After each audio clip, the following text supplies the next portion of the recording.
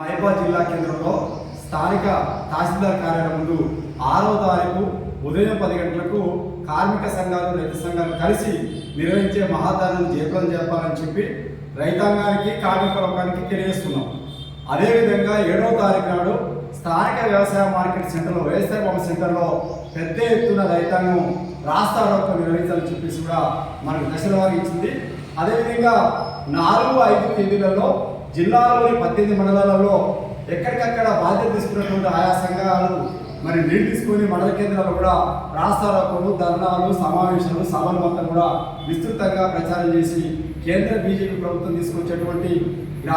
మన రైతు మార్కెట్ ఏదైతుందో నూతన మార్కెట్ విధానాన్ని వెనక్కి తీసుకోవాలని, ఇది దొడ్డిదారిన నల్ల 3 చట్టాలు తీసుకొచ్చే పరిస్థితి ఉంది కాబట్టి అట్నే విద్యుత్ సవరణ చట్టం బిల్లు కూడా వెనక్కి తీసుకోవాలని చెప్పి, అటవీ చట్ట సవరణ నియమాలు తీసుకోవాలని చెప్పి, స్వామినాథన్ కమిషన్ సిఫారసు ఏదైతుందో అది అమలు చేయాలని చెప్పి, రైతు రుణముక్తి చట్టం తేవాలని చెప్పి, అదేవిధంగా కనీస మద్దతు చట్టం తేవాలని చెప్పి అనేక రకాల డిమాండ్లతోటి దేశవ్యాప్తంగా జరిగేటువంటి సమరశీల పోరాటంలో కార్మికులు, రైతులు, ప్రజలు అధిక సంఖ్యలో పాల్గొని మన మైబాద్ జిల్లా సంయుక్త కిసాన్ మోర్చా సమన్వయ కమిటీ ఈరోజు మైబాద్ జిల్లా సిపిఐ పార్టీ వీరభవన్లో ఇవాళ జరిగినటువంటి సమావేశం తీసుకున్న నిర్ణయాన్ని మొత్తం కూడా అమలు చేయాల్సిందిగా పేరున అందరినీ కోరుతూ ఉన్నాం.